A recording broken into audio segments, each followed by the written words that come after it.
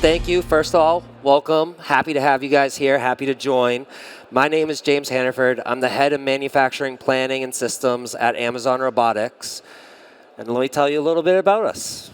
So Amazon Robotics is the world's largest robotic fleet of installed robots between over 300 fulfillment centers, thousands of robots at each fulfillment center. We have 3 manufacturing sites, 2 in the United States and Massachusetts, if you just heard me mention that, and then 1 in our European area in Belgium. Currently, we have 6 product families and over 50 SKUs between those different product families. And so give it a second so you can kind of see some of our robots here in this video. But in terms of our product family, we split it between these 6 groups, right? Our mental model is we want to apply world-class robotics across each of these core competencies within a fulfillment center: manipulation, movement, storage, sort, pack, and identify.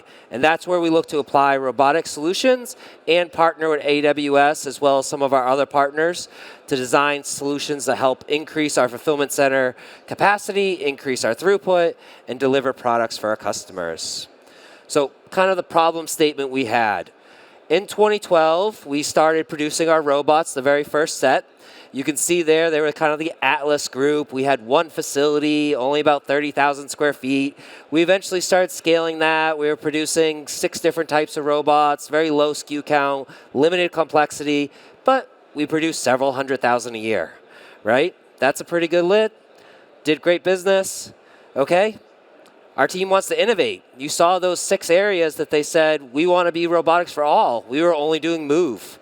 So we said, how can we do that? We don't have enough space. We don't have enough things. You want us to produce thousands of manipulations, thousands of storage units, right? We had a 50x increase in volume, 20x increase in the SKU counts. And we were told to do it all without opening a new factory, right? That's the challenge. Here are some of the robots we had to do, right? We had Sparrow. You saw the Vulcans and both of the things, new complex systems. Compared to the drive units that we were producing, those Hercules, this is 10x the amount of space, 10x the amount of complexity and the amount of SKUs that you would have to do, right? And if we went the traditional way, we were spending millions. Inventory accuracy, it's okay, but it's not perfect, right? Months to get a new product to market, right? The time from the concept to the first site getting launched was anywhere from 4 to 8 months, and the time from concept to full production could have been 12 to 18 months, right? And so we said, we're the bottleneck right now, preventing Amazon from growing and scaling at the rate they want. So what we said is, what can we do to make this better? How can we fix this? So looking at it, we decided to take the non-traditional approach, right? Instead of just adding people to the problem, let's get more space. Let's do some lean Kaizen events and focus on local optimization, solve this one quality problem, solve this one thing and get those 2 to 3% improvements. We said if we're going to grow 320% within 1 year and do those massive jumps, we really need to rethink that strategy. And for us, that's where our digital transformation and digital thread strategy came from. And that was our approach. We need our factory to think for itself, right? We need it to help us solve problems. And so what did we do? We set our vision. We started off with an industrial data fabric layer running on AWS, Redshift, S3 buckets. That became our data lake, right? We got every system, our PLM, our ERP, our MES, our supply chain planning systems, test execution, all sending data to the data lake, right? Once we got data into the data lake, we could feed that into an AI intelligent layer, right? We used Amazon Bedrock, we used QuickSuite, we used other systems to help build that intelligent layer for the different use cases so that then that intelligent layer and agent core could talk between the systems, right? We worked on upgrading some of our systems from on-prem to all SaaS-based cloud solutions with partnering with Siemens Teamcenter for PLM, SAP for ERP, Kinaxis for supply chain planning, and ToolUp for MES. All partners you'll see over here in the AWS area. And what did that do? Here are some of the projects we had, some of the deliverables, right? This is where I really want to spend the time for this event. You can see we have our first project, Irma. It's an inventory reconciliation and management assistant, right? What did that do? Reduced investigation time by 80%, right? Not only 15% improvement in inventory accuracy, right? And a 15% improvement on $1 billion of spend a year in inventory that we're buying, that's a significant change and significant value to the business, right? We had another tool called Artemis. Artemis is a test diagnostic tool, right? When we have a robot fail, a robot is a really complex system. Lots of electrical components, 3,000 plus mechanical components, motors, right? This is a big system. How do we troubleshoot that, right? Artemis is designed to work with our PLM, pull from the drawings, pull from our maintenance manuals, and help diagnose test codes and faults, right? We got an 80% first pass resolution. That saved us 40% of the time and mean time to repair to now get a robot out the door. Capacity improvements. We set up physical AI with computer vision, right? So far, we've been able to get about 34% of what defects were eligible in that space are now all detectable and that we can catch them earlier in the process. And then finally, one of the biggest, the digital twin, right? You hear a lot of people talk about digital twin, and I'll get into it a little bit, but we did it not just for the factory, we did it for the process, we did it for the design. The more you could simulate, the more you can do, the more you can predict. And those are some of the areas we looked at. So for IRMA, you can see here, it's all run through Agent Core is the main support that we're doing for it.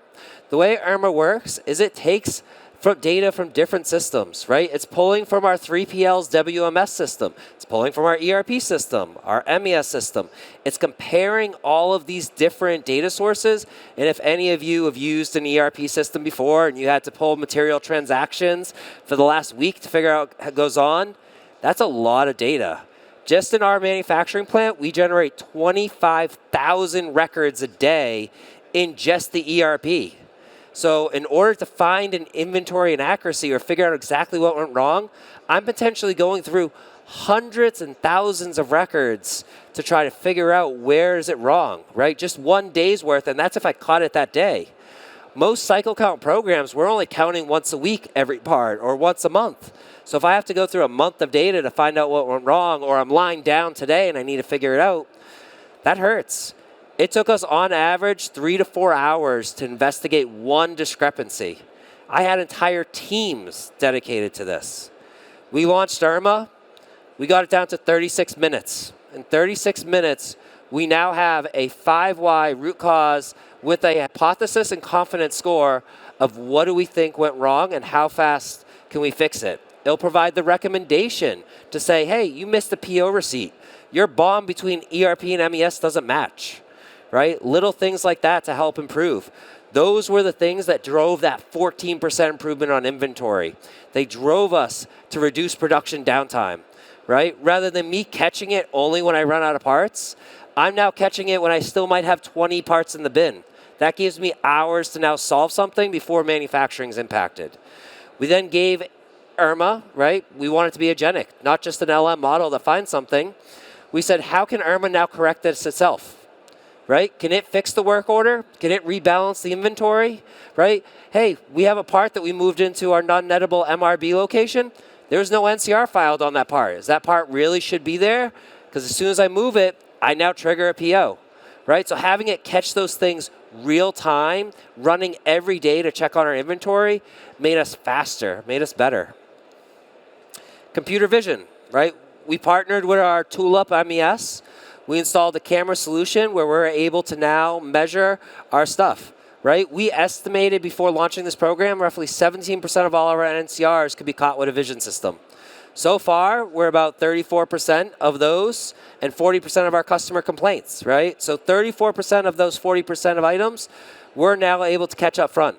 We're continuing to evolve on this. We're using Amazon Bedrock and Siemens Digital Twin solutions to help train new models. Because as one of the things we found after launching this is, although we think we weren't great, when you only have a defect every couple hundred robots, it's hard to train the computer to catch everything, right? So being able to simulate defects with NVIDIA-based chips, real-looking examples, that's training our model to get better and better and smarter, right?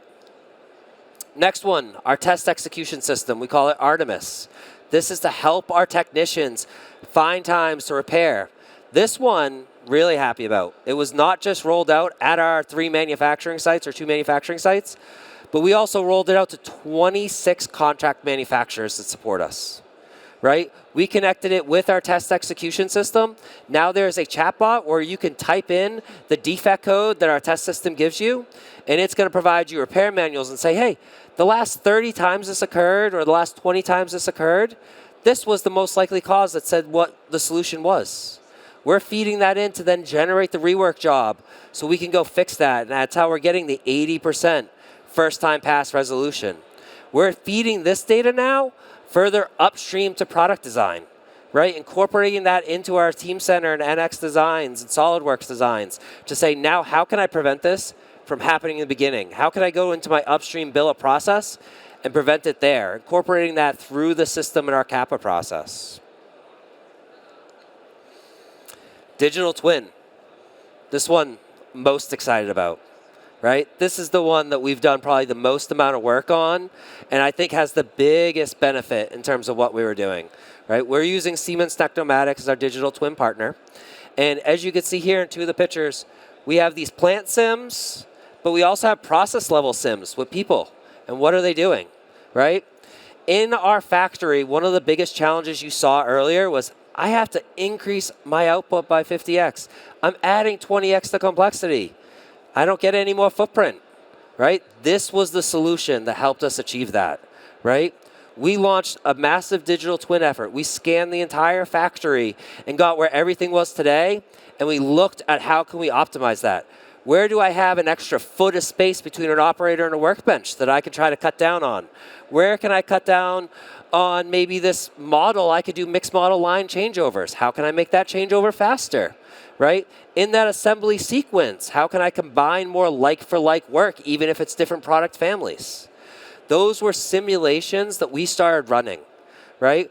And one of the things, everybody gets daunted. They look at these things and they're like, well, that looks like it's going to take a lot of time. I don't know if I have the resources to do that. We had our first simulations launched in under 2 months, right?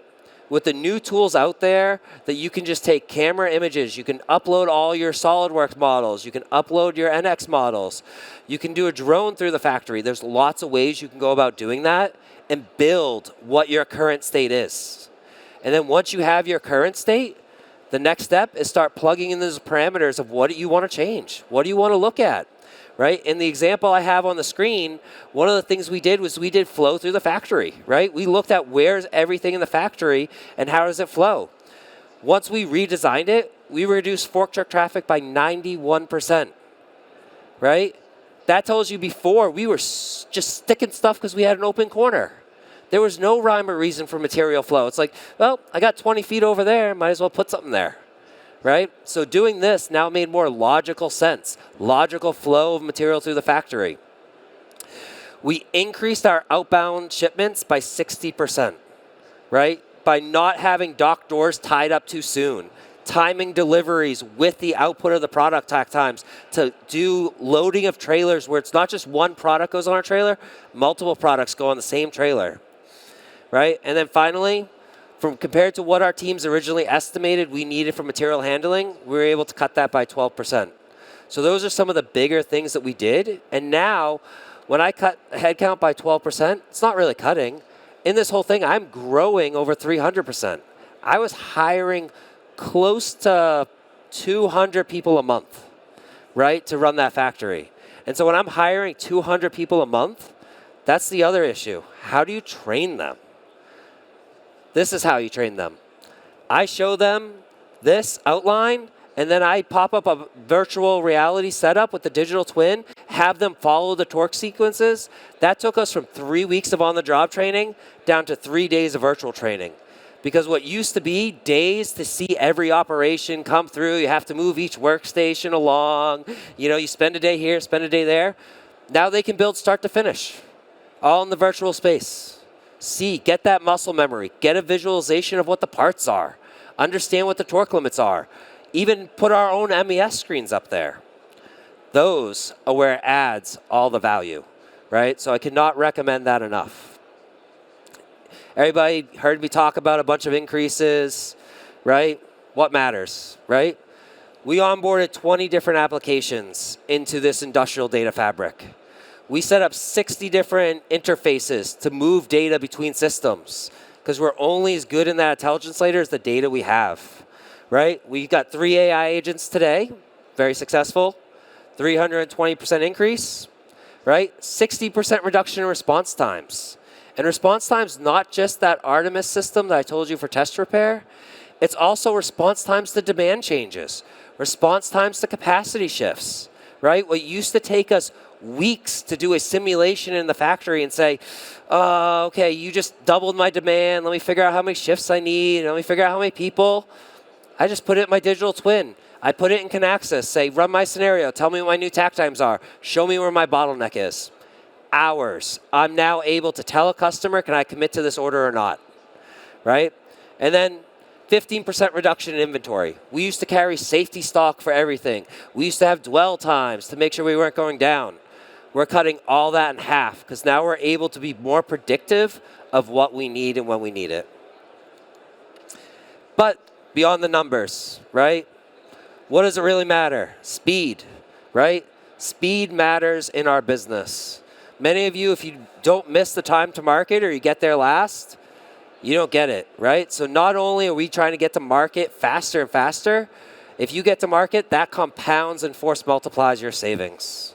That's what makes the difference. Agility, you just heard me mention. Innovation, right? Our engineers are now spending less time trying to do data collection, data correlation, reporting. We're doing more time designing the robots and fixing manufacturing issues.